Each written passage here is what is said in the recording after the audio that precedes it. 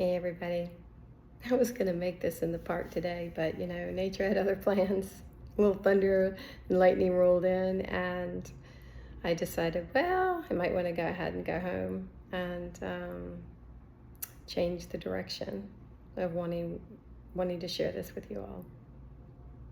And so I shared with other people that I was going to start these videos and share my journey as an ancestral cycle healer. And I say healer because, in all truth and reality, I don't think any of us are broken. I think we are becoming. And when we arrive on the planet, we arrive as a seed of potential. We have a human vessel in the material world, and we have a divine spark of limitless potential within us. And that is what this journey woke up for me. And that is what I'm going to share about how me agreeing to be an ancestral cycle healer awakened the greatest love affair that I've ever had with life. Now, I went through a lot of experiences that did not appear to look very loving. And they were overwhelming at times and very intense. But here's the thing, my heart, from a very young age, felt connected to something bigger. Something beyond what I could see with my eyes and hear with my ears. And that knowing within me became my anchor when the world felt crazy and upside down and confusing and scary. So my stories are not going to go in chronological order. They're going to be kind of like how I move in the world, very in and out and dancing side to side sometimes. I live by my intuition. It has always had my back. When I haven't followed it, I get smacked up upside the head and learn some really hard lessons. So I've learned over time, it knows what it's talking about, and I trust it impeccably. And that trust developed a relationship where I was able to have the courage and the resilience and the perseverance to walk through the shadowlands of my ancestral tree and to be able to transform and heal situations that in their lifetimes they had no voice or no choice. So I'm going to start where I'm at now and kind of just unwind and rewind backwards as the stories come alive within me to share. About 3 years ago, I collapsed my whole life. I was sick. I was tired. And I felt beaten down. I had tried everything that I could do to make a life for myself in relationships with the men that I raised my children with. And it just wasn't happening. And I didn't understand why. And the family that I grew up in, we were very estranged. We might talk, we might share, superficial kind of transactional relationship information, but we were not connected emotionally. We didn't know each other's lives on a weekly, monthly, or annual basis. We were very estranged. And I was tired of that as well. So my body got very sick of me holding the world up, trying to take care of everything that wasn't even mine. And it collapsed on me. And in that moment, as I watched it collapse on me, I knew that if I didn't get my act together, I knew that I wasn't going to make it. That's truthful, because I had complicated health problems. They came quick and swift, and I was scared. So my intuitive guidance, I called on it and said, help me. Whatever power that I hold within, help me find a way out. And I will be brave enough to follow through. And the first intuitive decision that I made was to find a trauma-informed therapist, somebody that could work with the mind so that I could feel that my mind and body could be one with each other, because that wasn't happening. I knew that I was disassociating when I was disassociating because of that higher consciousness that I had all my life, but I didn't know how to stop it. So I started seeing this therapist on a weekly basis with the symptoms of depression and suicidal ideation and PTSD. My body was saturated, and I didn't know how to get through my day without feeling those emotional disruptions. And every week I went in and worked with this therapist. And little bit by little bit, within that first month, I could feel a sense of clarity. I could feel a sense of hope. But I was shaking. I was trembling. It was messy. I cried a lot. I didn't understand why my life could not get on track. No matter how many things I tried, I could not get on track. So, as I sat there,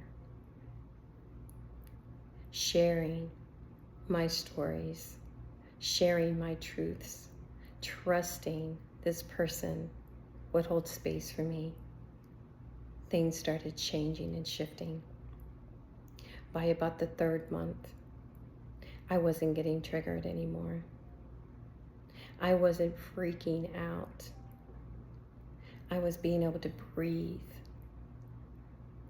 Now, I also had a spiritual practice, and I honored it. Very ceremonial, very peaceful.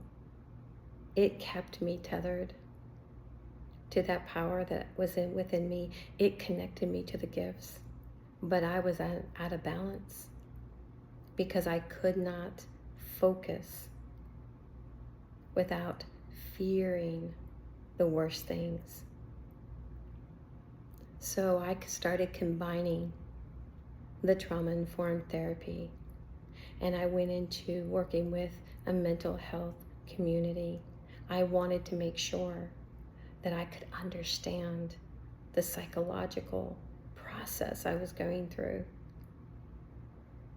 And I started being able to breathe again. And then I started looking at my life spiritually, emotionally, mentally, physically, in layers, with grace, with love, with acceptance. Now, those were fancy words for me, because as much as I felt like I was pouring it out, I didn't know how to receive it. I realized how starved I was. Starved emotionally, for love, for kindness, for people to hold my hand in the dark the way I held other people's hands in the dark. And I did not have that around me. And I knew I had a lot of coping mechanisms. And there were times I didn't even like them, but they felt so familiar, because that was what I was influenced by. So little bit by little bit, I started peeling back the layers. And isn't it funny that I had an autoimmune system that has a symptom that accelerates your skin and piles it on. And here I'm working with my mind and my body that felt like it had piled on everything. And I started learning that I had taken responsibility from a very young age about the emotional temperature in my environment. Because of all 6 of us, I had no fear sharing that I loved people, hugging them, kissing them, wanting to be close to them. Even if I was afraid of people, there was something about love inside me, something about joy inside me, the inner child in me that just wanted to give it away. So that's what anchored me. And as I started shedding the skin, I started realizing that these symptoms that I was having were woven in the ancestral cycles of my family tree. They had been passed down to me, not only epigenetically, but also influentially. And it was astounding me because I couldn't understand why I felt so alien to my family, but why did I continue to repeat these patterns? And it was all part of the absorbing the influences of them. So little bit by little bit, I started creating a recovery routine that was just right for me. And I sat in my room day after day after day, working with my healing journey through healing arts, creativity, imagination. And I decided to start moving my body. And as I started moving my body and keeping my word, I started feeling lighter and better. And then I started changing the foods that I was eating. And I started listening to my own heart. And I started growing stronger. And before I knew it, I realized that my intuitive guidance was becoming sharper, was showing me, was taking the veils off what I was going through and showing me how I participated in these relationships as well. That one was hard, but I was ready for it because they didn't happen to me without my participation in some form or shape. If I chose to stay, then I was choosing it to be in my home, choosing to be in that relationship. And that was a hard pill to swallow. And I could see that part of my journey and the influences was I just thought if I could show them what it feels like, they would change their mind. And that was not true.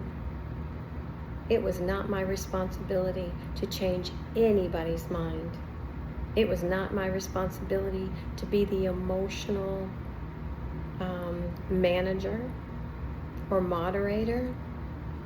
It was not my responsibility to fix anything because we're not broken. But what was my responsibility was to take back my power and put the emphasis on me and do the best I could do for me. And in the midst of all that hard work, because it was hard to face some of the things that I was seeing spiritually, emotionally, mentally, and physically, I started realizing, I can change this. I can change this perspective. I have control over that. I don't have control over other people's opinions or what they do and what they don't do, but I have control over what I can change. I've done it with other things. I can do it with this. And that's what I started doing. Baby steps, small steps, consistently. And then the weight started coming off and my heart felt lighter. And yeah, cutting people out of my life, that was hard. Because like I said, I just wanted them to feel what I was feeling. Because I, at the soul level, felt the promise, the potential of what we could become together. But it wasn't meant to be. If it was meant to be, it would have happened.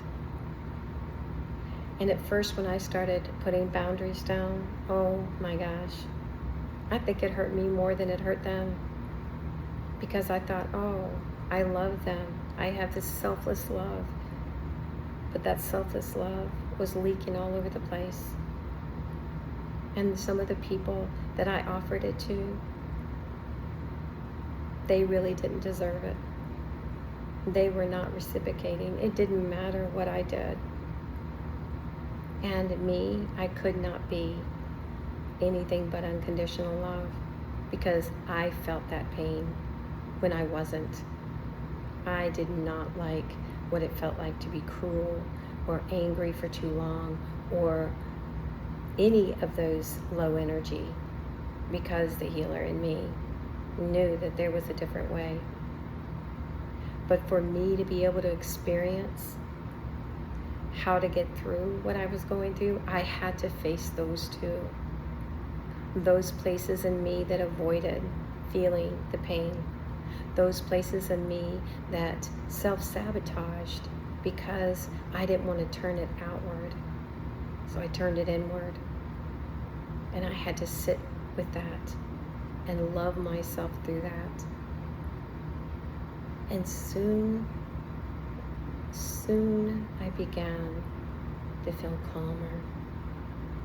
Soon I began to feel more at peace. Soon I began to understand what self-love and authenticity really, really was. To get raw and real and unapologetic. And as I started showing up for myself, I grew stronger. I grew more comfortable in my own skin. My skin that was very stressed out. My emotional, my central nervous system that was so disrupted started calming down.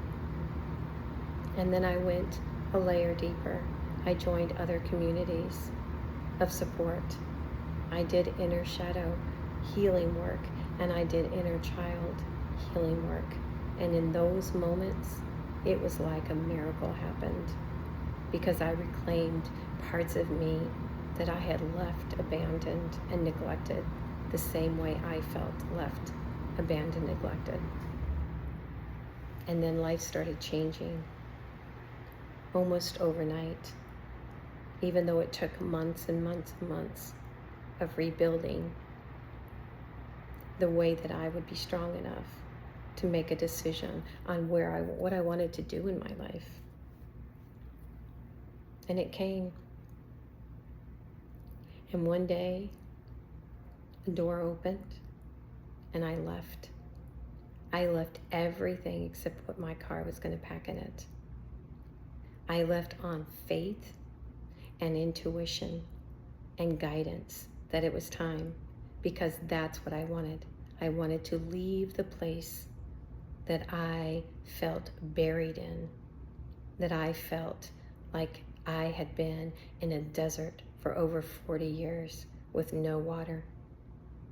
And I'm not trying to be dramatic. I'm just saying that I didn't know how to ask. I did not know how to receive. And I did not know who to trust. So I left and I started reclaiming my power back. And my body started changing and getting healthier. And that recovery started making me strong. And I'm now sitting in a life a year later That is absolutely a miracle. I have peace of mind. I have joy back in my heart.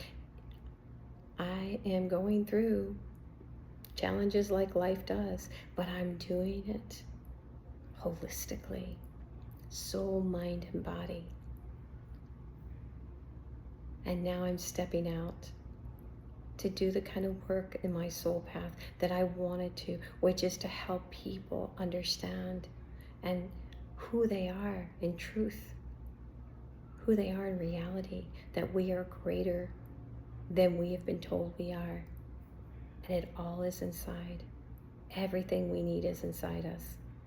And the internals create the externals. It doesn't go the other way. We can look at the world and we can bear witness to it, but who we decide we are inside us is up to us. It's our responsibility. So if I knew that I could call upon that power, that divine spark of knowing, that spark that gave me incredible gifts of endurance and resilience and perseverance and courage, if I could develop those, I can help other people develop theirs too. To thine own self be true. There is only one you. You are worthy of a life full of experiences that bring you joy and bring you happiness and bring you value and meaning. And that is what I would not give up, even at the cost that I went through. Even at all the doors that I closed, I would not give up that. And my dream of arriving where I'm at now has come true. So I just wanted to give a little bit of information out about some of my journey. I kind of gave it in a general way, but I'm going to start getting into stories. But I just want you to know that I love my creativity. I started doing so many things with it, and I'm so tickled with it because it is like my inner muse, and it gives me joy every day. And I wake up thankful that I have peace of mind, that I have really good boundaries, that I've become my own best friend, and that I'm still hoping that the world will wake up, and that us inside the world, so to speak, will awaken more of us consciously, and that we will start connecting to one another soulfully and holistically to help each other out, because we need each other. We are not here on our own in an island. We have gifts to share, soul to soul. There is an incredible world out there with incredible art, gifts in other people that we can share and exchange with one another. And it's not too late, as long as we're breathing. So anyway, till next time, namaste. And I hope that some of this inspired you, and I hope that you'll stay with me on this journey. All right, till next time.